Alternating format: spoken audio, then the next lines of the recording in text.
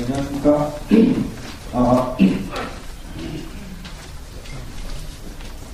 저는 유니스트에서 온 1학년 민경호입니다.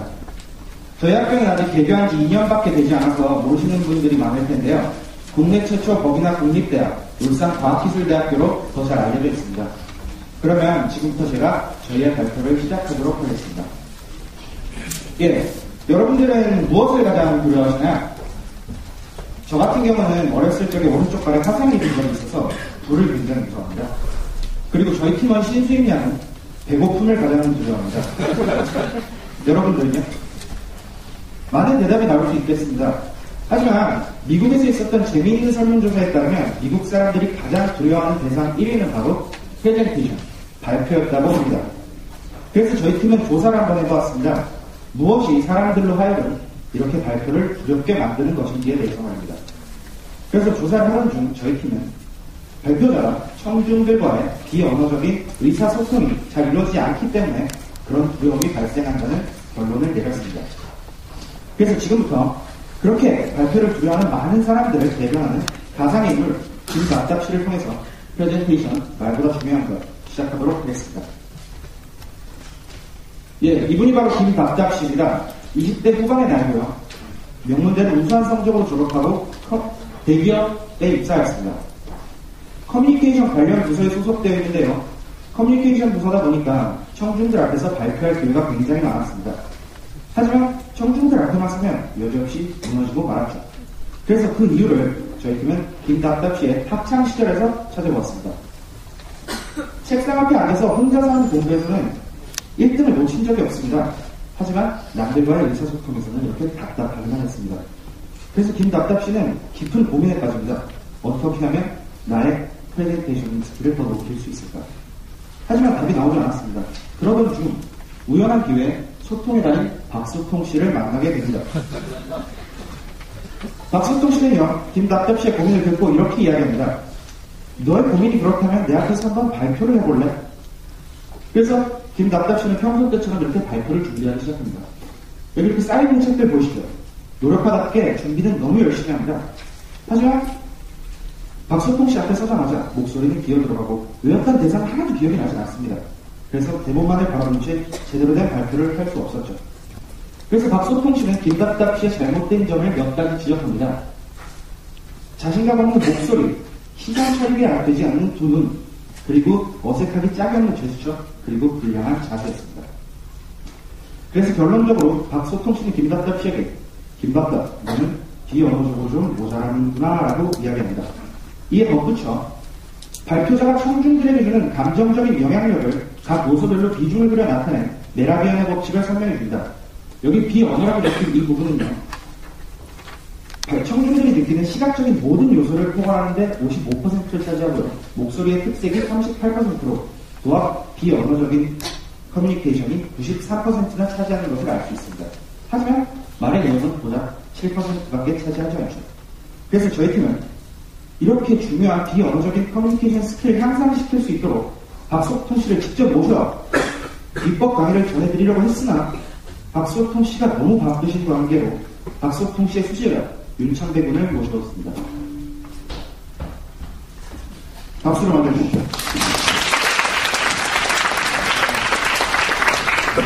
네, 안녕하세요.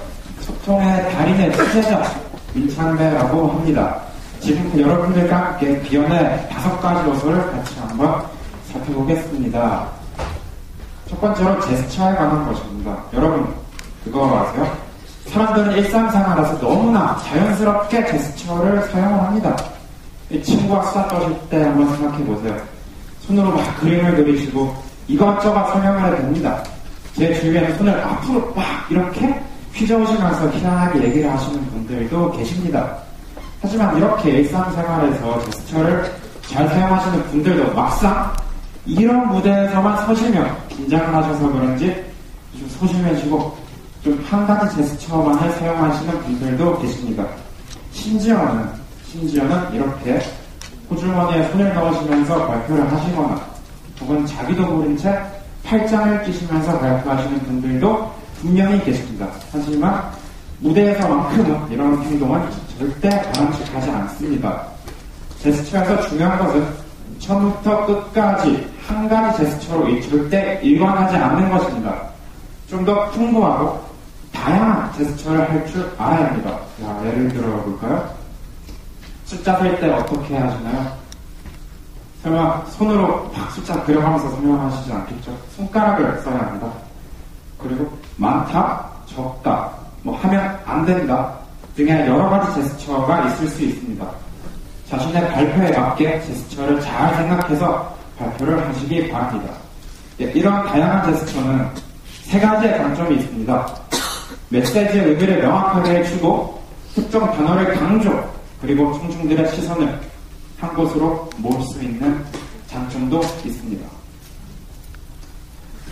다음은 자세에 대해서 한번 말씀을 드려보겠습니다. 막상 이 무대에 서시면 굉장히 긴장을 하시게 됩니다. 그래서 다리가 후들후들 거리시는 분들도 계시고요. 아니면 어디를 볼 줄 몰라서 땅을 보면서 발표를 하시는 분들도 계십니다. 하지만 가장 좀 심각한 것은 아예 스크린만 보고 청중을 등을 치고 발표를 하는 것이죠.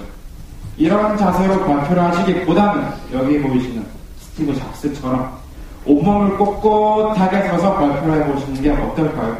온몸을 일자로 처음부터 끝까지 유지를 하시는 게 발표에 있어서 바람직합니다. 제가 지금까지 제스처와 자세에 대해서 말씀을 드렸는데요. 꼿꼿하고 올바른 자세, 크고 역동적인, 그리고 평소보다 살짝 과장이 가미가 된 제스처를 하신다면 더욱더 효과적인 제스처를 사용하실 수 있습니다. 다음은 아이 컨택트에 관한 내용입니다. 저의 이 눈빛이 느껴지시나요? 아이 컨택트는 굉장히 중요합니다. 청중분들의 반응을 살펴가면서 발표를 해야 하기 때문이죠. 그리고 사람들이 이런 말을 합니다. 내 눈을 보고 똑바로 말해. 눈은 어떤 진심을 사람에게 전해줄 수 있다고 하죠. 같은 맥락에서 카리스마.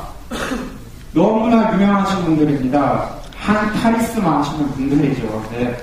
힐러리의 여성을 대표하는 당당한 카리스마, 잡스의 프로페셔널한 카리스마, 그리고 오바마 대통령의 사람을 끌어들이는 뭘 말로 표현하지 못하는 카리스마는 모두 그들의 이 눈빛에서부터 시작되는 것이 아닐까요? 물론 아이 컨택트에서도 요령이 있습니다. 전체 문장이 끝나고 내용이 끝나고 시선을 옮겨야 합니다. 또 자신의 요점이 끝나고 시선을 이렇게 옮길 수도 있습니다. 하지만 중요한 것은 무작위의 사람들과 마주쳐야 한다는 것입니다. 만약에 똑같은 패턴으로 계속 반복하면서 시선을 맞추시다가는 굉장히 어색한 프레젠테이션이 될 수 있다는 점을 유의해 주시기 바랍니다. 다음은 목소리입니다. 발표는 말로써 사람에게 정보를 전달하는 것이기 때문에 타고난 목소리는 발표에 아주 유리할 수 있습니다. 저 같은 경우도 목소리가 너무 좋아서 고등학교 때 방송부에 한번 뽑힌 적도 있었습니다.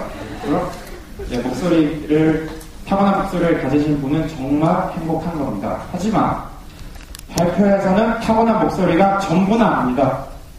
속도, 억양, 음량, 발음 4가지 요소에 말의 강약과 리듬을 조절해서 말을 하는 것이 우선이 되어야 합니다. 저희가 동영상을 하나 준비해 보았는데요. 이분은 속도, 억양, 음량, 발음, 그리고 말의 강약과 리듬을 아주 잘 살려서 말씀을 하시는 분입니다. 같이 보실까요? I'm Susan Berkeley from the Great Voice Company, author of Speak to Influence, How to Unlock the Hidden Power of Your Voice. And today we're going to talk about how to prepare a presentation. Now, remarkably, most of your work is going to happen before you actually start to write or put your presentation down. 알아들으셨나요? 설사 못 알아들으셨다 하더라도 아까 제가 말씀드린 4가지 요소에 목소리의 강약과 리듬을 아주 잘 살려서 말씀을 하시는 건 분명하죠. 마지막으로 환경입니다. 여기 보이시면 스티브 잡스는 그의 프레젠테이션에서 소파에 앉아서 관객들과 소통을 하는 아주 친근한 분위기를 구성을 했습니다. 앞으로 환경도 비언어에 있어서 빠질 수 없는 중요한 요소인데요. 그 중에서 청중을 고려한 소프트웨어를 우선적으로 선정을 해야 합니다. 네, 저희 프레젠테이션은 한때 미래 입시를 준비하신, 아까 발표하신 분께서 하나하나 그려서 만든 프레젠테이션입니다. 좀 이해하기가 쉬우셨나요? 네. 감사합니다. 기업들 간의 발표를 할 때는 다양한 통계 자료를 사용해서 어떤 내용의 전문성과 신뢰도를 상승시킬 수 있는 반면에 선생님께서 학생들을 대상으로 수업을 하실 때 시청각 자료를 많이 사용해서 이해도를 높일 수 있습니다. 다음은 연단의 위치입니다. 연단의 위치에 따라서 발표자는 그의 이동 동선도 잘 고려를 해서 발표를 해야 할 것이고요. 자리 배치 또한 중요합니다. 저희 2층에 계시는 분들까지도 제 목소리가 닿을 수 있게 또박또박 말해야 될 것이고요. 아이 컨택트도 자리 배치에 따라서 잘 처리를 해야 할 것입니다. 다음은 단상의 높이입니다. 단상의 높이가 높으면 어떤 사장님께서 사원을 대상으로 교육을 할 때 좀 권위적인 분위기를 연출할 때 유리한 반면에 단상의 높이가 낮으면 상대적으로 편안한 분위기를 만들 수 있습니다. 마지막으로 옷차림입니다. 발표자의 외모가 또 이렇게 의외로 발표에 영향을 미칠 수 있기 때문에 너무 화려한 옷을 입고 온 건 아닌지, 혹은 너무 격식에 안 맞는 후줄근한 옷을 입고 온 것은 아닌지 스스로 한번 돌 앞에 서서 점검해 보시는 센스가 필요합니다. 지금까지 저의 수제자의 비법 강의였습니다. 감사합니다.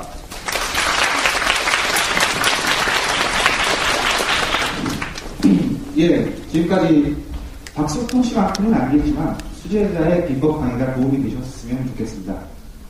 이렇게 말로 들으시면 뭐 되게 쉽네라고 생각하실 수도 있습니다.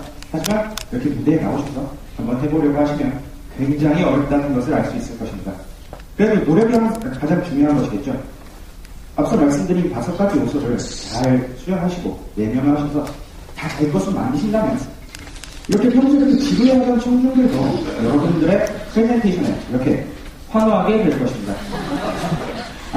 아까 처음에 김답답 씨 이야기로 저희 발표 시작했잖아요. 김답답 씨도 이 5가지 요소를 6개월 동안 열심히 수련하셔서 6개월 뒤에는 이름도 김시원 씨로 변경하시고 발표에 있어서 새로운 인생을 살게 되셨다는 후문이 있네요. 예, 이로써 저희가 준비한 프레젠테이션은 모두 끝이 났습니다. 저희가 이번 발표를 준비하면서 한 가지 느낀 게 있다면요. 프레젠테이션은 청중들에게 주는 프레젠트, 즉 선물이라는 것입니다. 여러분들, 죄송합니다. 같은 내용물이라도 신문지에 불들 쌓인 선물과 정성스럽게 포장한 선물은 받는 사람에게 많은 차이가 있을 텐데요. 여러분들도 여러분의 프레젠테이션을 잘 포장하셔서 잘 전달해 줄 수 있는 멋진 프레젠터가 되십시오. 이상 포로타임즈 민경원이었습니다. 감사합니다.